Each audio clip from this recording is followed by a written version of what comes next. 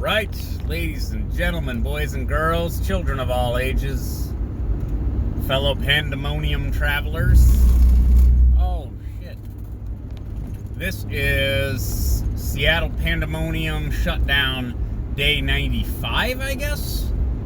I can't remember if yesterday was 95 or 94. I think it was 94. Today is therefore 95. Alright, so, chaos, I guess? Bedlam? Pandemonium, if you will. Or if you won't. You have activists, let's say, claiming a 6 or 7 block area of the Capitol Hill, quote-unquote, Capitol Hill neighborhood. It's weird to say. Capitol Hill is rather large, so it's hard to say that it's a one neighborhood and that the activists are claiming a certain section of it. But there's a section of it where they've put up barricades, and it's the Capitol Hill Autonomous Zone. Chaz, I guess, if you will. Like Chaz Bono. Anyways, I'm trying to sort this out, okay? On the one hand, okay, go for it. Yes, go ahead and do the thing, do what you want. On the other hand, it seems like a LARP. Now, LARP, again, live action role play. It's like you're pretending you're doing something more than what you're doing. And I can't help but think, well, aside from the fact that the cloudscapes are amazing today, that your timeline is short, basically.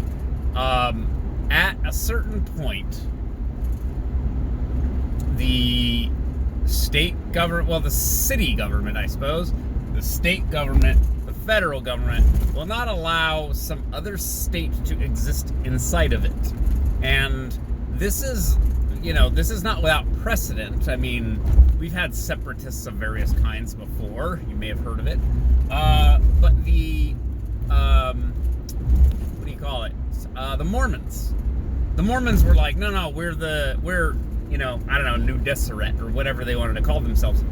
And they were a new Mormon theocratic state. And we were like, yeah, no. And we kind of like beat them in some skirmishes. And so then they were like, okay, fine, we're a state. We're Utah. And so there is precedent for these things. But what I'm seeing here seems like people are comparing it to the He-Man Woman Haters Society, right? Putting up a no girls allowed cardboard sign on the front of your clubhouse.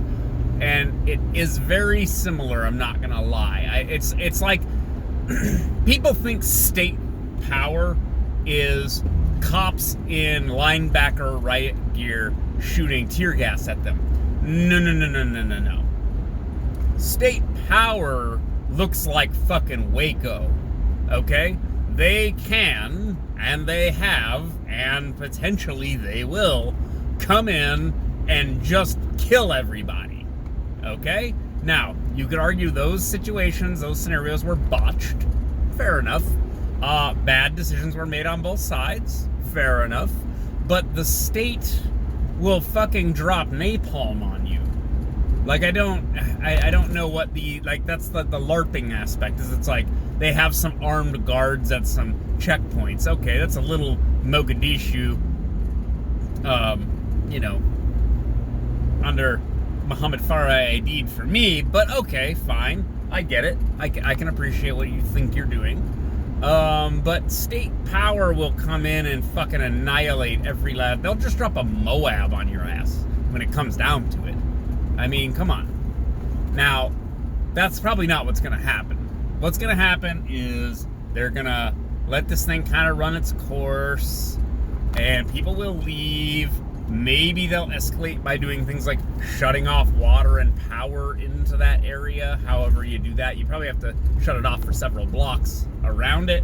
But that might not be a bad idea, because then everyone else in the neighborhood will just be mad at them for shutting off their power. Or it will make it escalate.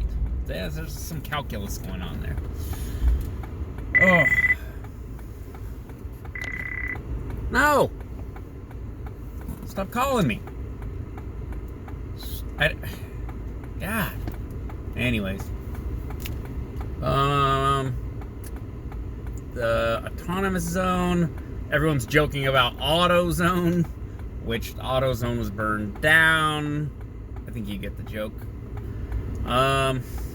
What are we doing? I don't know, man. I mean, so what is the occupation of the Capitol Hill neighborhood supposed to do? It's supposed to force the hand of the Seattle PD and Seattle City Council, essentially. We will not come out until you do XYZ. Okay. If I don't know. I mean, it's like the looting, right? Is looting a legitimate form of protest? I don't know. It might be. If it works, I guess. If it gets you the reforms you want, then it worked. So occupying a neighborhood, claiming that it's independent from the country that you're in, which, I mean, again, go for it, but don't expect that to work out real well. I mean, even like the guys who took over that Forest Service facility or national park facility down in like Oregon, were they Bundys? What were they?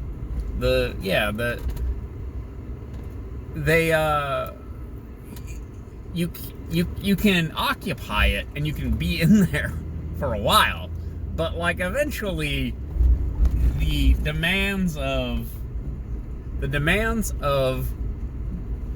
civilization, I guess, I don't know, the demands of habitation force you out eventually. And we're not at the point yet that I'm aware of that they like are shutting off, food transport or anything, and you can privately, like take food into the community. But like eventually the state will reestablish control over that neighborhood. Now, the amount of time and effort that it takes in order to do that is a separate issue.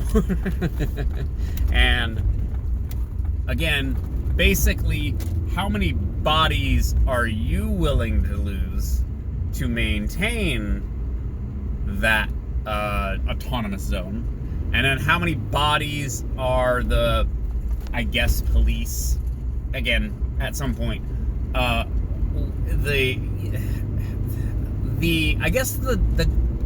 feds at some point, right? The feds have to come in and reestablish that no, there is not some other country inside of our country. Now, you could declare it an embassy of some kind, I guess, and then you just go, oh, this is an embassy, because we have embassies that are probably at least that big. But at some point, they will do the calculus of how many bodies they're willing to lose and how many they're willing to take in order to reestablish order, because you cannot simply have a country where people set up separate countries inside that country. Does that make sense? Now, again, I have a feeling that what's going to happen is essentially attrition. It's essentially going to be just waiting people out. Like, there are some people who are out just kind of to like party and feel great, but as the endorphins wear off from the high of the, I guess, moral superiority of, the activism, that will die off and chill out, and then what will happen is a hierarchy of sorts will emerge, whether it's activists who have clout, whether it's literally just brutes who have, command presence. You will start to get a hierarchy of various sorts, and then there will start to be clashes, and then the loose-knit community, the loose-knit alliance of, it's like white suburban liberals who are woke, the militant, sort of, I guess, militant kind of BLM people, the sympathetic Hispanics. There's probably like some Jews in there. Just all these different people of actual like radically different backgrounds, which, you know, them coming together to do the right thing, quote unquote, whatever that is. That's great to see. But this alliance is like this big tent, and this is like the Democratic Party. Not to go off on a tangent, but it's like lumping all these people together and being like, oh, your struggle is all the same. No, it is not. And these people do not actually cooperate that well and do not actually identify that well with each other unless one is capitulating to the other. And this is like a problem. This is like because it will become dysfunctional in this instance if it goes on long enough, and then people will victimize each other, probably based on race. Like, they will start to break down along racial lines, and I hate to say that, but like, I believe that's probably what will happen.